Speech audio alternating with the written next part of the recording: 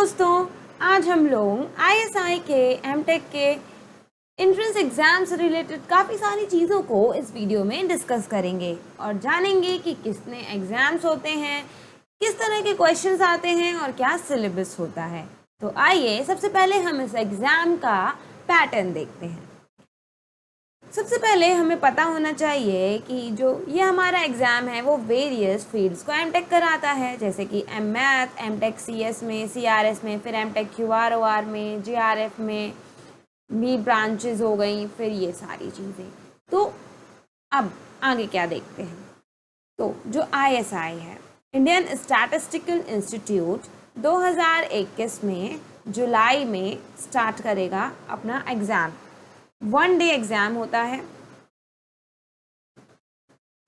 2 time होता है, एक फोरनून होता है, दूसरा आफ्टरनून होता है। जितनी भी सारी ब्रांचेस देखी हमने, उन सब के लिए जो ये फोरनून वाला सेशन होता है वो सेम होता है। इसमें हमारा क्वेश्चन आते हैं एमसीक्यू फॉर्मेट में और टॉपिक होता है मैथ्स। स्टैटिक्स स्ट्रीम है तो स्टैटिक्स, उसके रिलेटेड चीज़ें हम कुछ देर में डिस्कस करते हैं। अब जो ये हमारा आफ्टरनून सेशन होता है, इसमें डिफरेंट ब्रांचेस के अकॉर्डिंग डिफरेंट पेपर होते हैं। हम एक ब्रांच को पकड़ते हैं जिसका नाम है एमटेक इन क्यूआरओआर। इसमें भी 2 स्ट्रीम्स अप्लाई कर सकती हैं, एक स्टैटिक्स स्ट्रीम, एक इंजीनियरिंग स्ट्रीम। ये दोनों के लिए मैथ्स का पेपर आता ही आता है। इसके अलावा एक स्टैटिक्स का अलग और इंजीनियरिंग वालों के लिए एक इंजीनियरिंग से रिलेटेड पेपर आता है। ये जो पेपर होते हैं ये मेंस टाइप के होते हैं। इसका मतलब आपको इन्हें लिखना पड़ेगा। फिर से समझाते हैं। जो ये आफ्टरनून सेशन में पेपर होता है, सपोज आपकी इंजीनियरिंग स्ट्रीम है, आप इलेक्ट्रिकल इंजीनियर हो, तो आपने फोरनून का सेशन दिया, उसमें एमसीक्यू थे, उसमें सिर्फ मैथ्स थी और ये सारी स्ट्रीम्स वालों को देना था। स्ट्रीम्स वालों के लिए सेम था और जितने भी एमटेक के एंट्रेंस एग्ज़ाम हैं उनके लिए भी ये सेम होता है। नेक्स्ट है हमारा आफ्टरनून का। अब आफ्टरनून में आपका मेंस के जैसा एग्ज़ाम होगा, आपको क्वेश्चंस के आंसर लिखने पड़ेंगे। तो इसमें भी मैथ्स आती है थोड़ी सी, प्लस अगर आप इलेक्ट्रिकल इंजीनियर हो तो इलेक्ट्रिकल इंजीनियरिंग आएगी, मैकेनिकल इंजीनियर हो तो मैकेनिकल इंजीनियरिंग आएगी, इलेक्ट्रॉनिक्स इंजीनियर हो तो वो आएगी, या फिर अगर आपकी इंजीनियरिंग स्ट्रीम ही नहीं है, आप स्टैटिक्स बैकग्राउंड से हो तो वो आएगा। मैथ्स यहाँ पे भी रहेगी इनके लिए भी। सो ये कुछ प्रोसीजर हैं जो आपको पता होने चाहिए बिफोर प्रिपेयरिंग और before entering into the examination.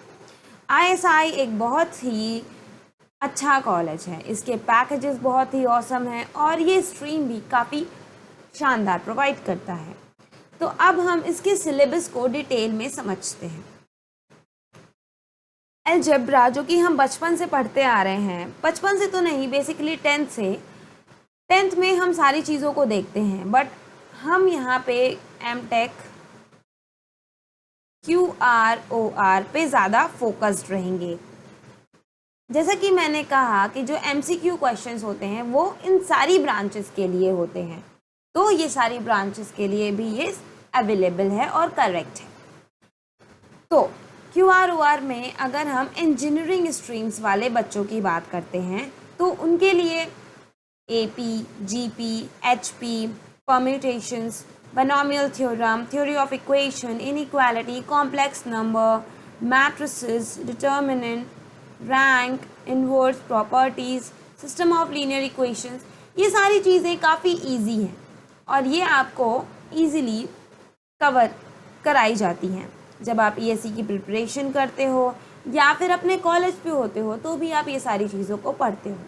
दिक्कत अगर आपको आएगी भी तो ये सेट थ्योरी पे आएगी, फंक्शंस पे आ सकती है, रिलेशंस पे आ सकती है, इसके अलावा कंटिन्यूड फ्रैक्शंस पे आ सकती है, कॉन्ग्रुएंस, प्रिमैलिटी, ये सारी चीज़ों में आपको थोड़ी बहुत प्रॉब्लम आ सकती है। अब हम नेक्स्ट देखते हैं कोऑर्डिनेट ज्योमेट्री। इसको भी हम अपने ग्रेजुएशन टाइम पे पढ़ते हैं। Circle, straight line, parabola, ellipse, hyperbola, ये सारी चीज़ों को हम कवर करते हैं। कैलकुलस तो हमारी बहुत ही ज़्यादा फेवरेट होती है। कैलकुलस हम पावर सिस्टम में पढ़ते हैं, हम सिग्नल एंड सिस्टम में पढ़ते हैं, कम्युनिकेशन में पढ़ते हैं।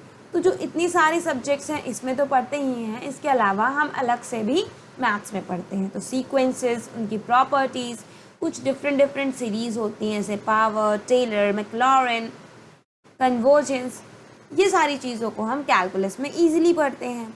Limits, continuity of functions, differentiation, integration, one variable के साथ एप्लीकेशंस भी, फिर इंटीग्रल हो गया, मैक्सिमा मिनिमा हो गया, फंक्शंस हो गए, कंटिन्यूटी हो गई, डिफरेंशिएबिलिटी, इंटीग्रल्स और ऑर्डिनरी लीनियर डिफरेंशियल इक्वेशन। मतलब जो कैलकुलस का पार्ट है वो तो हमारा कंप्लीटली गेट और ईएससी के सिलेबस से मैच करता है। नेक्स्ट हम आते हैं एलिमेंट्री डिस्क्रीट प्रोबेबिलिटी थ्योरी पे। ये हमारे लिए नया टॉपिक हो सकता है क्योंकि हम इसे ज़्यादा कवर नहीं करते हैं। तो हमें इसे कहाँ से पढ़ना है? हम इसे अंडर ग्रेजुएट लेवल की जो बुक्स होती हैं, जैसे कि जो लोग मैथ्स में ही अपनी ग्रेजुएशन करते हैं, वहाँ से हम इन चीज़ों को पढ़ सकते हैं।